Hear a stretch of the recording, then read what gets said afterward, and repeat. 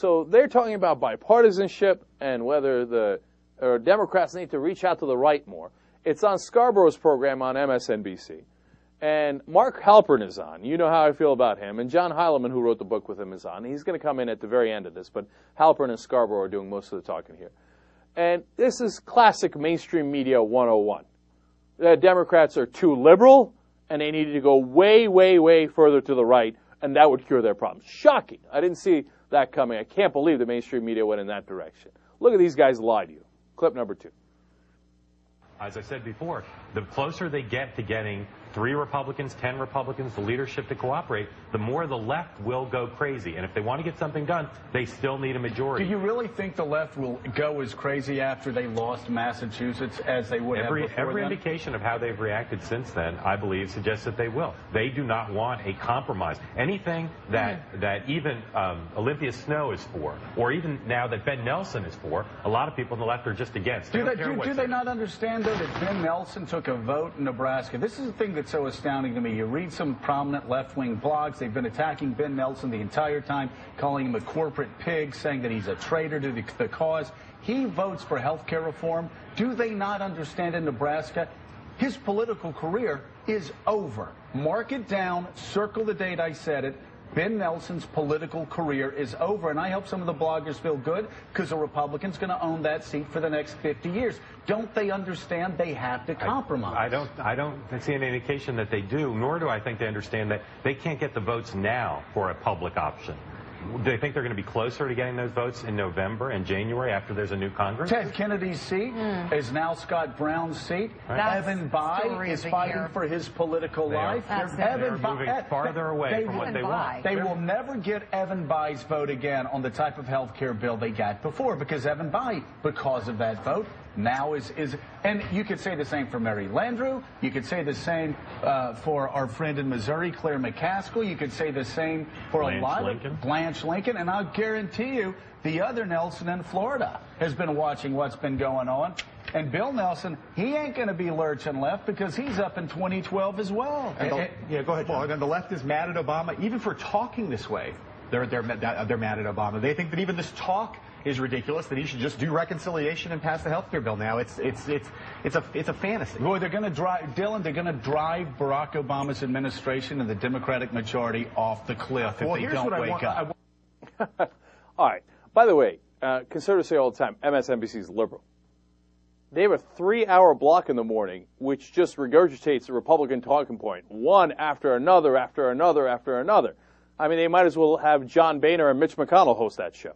Okay, so now let's break down all the falsehoods they had in there. First of all, the left is against anything that Olympia Snowe or Ben Nelson says. Yeah, we're idiots. We just, what is it? Oh, no, then I'm against it if Snow's for it. No, we look at what it is. If you're in favor of something that makes sense, then I'm in favor of it. In fact, I've given credit to Senator Shelby in the past when he came out in favor of some of the financial reforms, which now he's backtracked on. Senator McCain has worked with Senator Cantwell.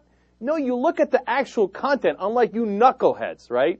The reason we're against Snowe and Ben Nelson in that particular case is because they wanted to kill the public option, which is going to introduce competition and lower the costs, because we're interested in lowering costs and lowering the deficit, okay? Now, if you were a conservative, you would agree with us, but of course you're not. You're a corporatist. That goes to the most important point.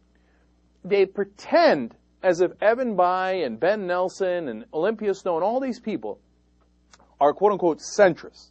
And if the Democrats aren't centrists like them, well, then they're the loony left, and that, they go crazy. The left will go nuts. Like, we're not paying it, like, we don't pay any attention to the issues. We don't know what we're talking about. We're like children, right? No, you're the one misrepresenting the facts. The fact is, all those people are not centrist. They don't have a conservative ideology. They don't have a moderate ideology. They have an ideology of, well, first of all, it's not an ideology. It's, how can I please the corporate lobbyists better? Because the public option, as an example, lowers the deficit by hundreds of billions of dollars, according to the CBO. Okay? Now, the conservative position would be to support that. Or at least you could certainly make an argument for that. But they don't make that argument. They say, like Joe Lieberman, for example, says, I'm against the public option because I want to lower the deficit. Well, then you're lying, right? So why is he lying? Because the real interests that they represent are the health insurance companies, the drug companies that pay them millions of dollars. They give millions of dollars to their campaigns. But Joe Scarborough is never going to tell you that. Mark Halperin's never going to tell you that, because their agenda is, no, pretend the corporate policies and what the lobbyist special interest desires are what are moderate, reasonable, and centrist. And that if you don't agree with that, well, then you're crazy. And that you're not really thinking about the issue, and you don't understand politics. Well, that brings us to reconciliation. At the end there, Heilemann says, oh, that's a fantasy. Really? When the Republicans were in charge, it was perfectly practical. It wasn't a fantasy. They passed the largest tax cuts in history through reconciliation. But when the Democrats are in charge, don't you even think about it. That's a fantasy. No. Republicans are allowed to use it. You're not allowed to use it. Of course you could use reconciliation. And if you do, I get that Ben Nelson has issues at home. Now, partly because he never makes his own case. He doesn't make the progressive case. We just ran an ad of Ben Nelson's, and he was talking about how the Republicans are right about everything. Well, if you don't make your case, of course you're going to lose. And then point number two is, look, even if he made the best case, in Nebraska, the conservative movement has tied itself to the corporate interests through the Rush Limbaughs, et cetera, so much that he might lose. So if Nelson votes against the bill, the health care bill, I understand, okay? And would I rather have Nelson than a Republican in that seat? Yes, I would. And I've talked about that many times. Okay, so then what do? You go to reconciliation, so you don't need Ben Nelson's vote.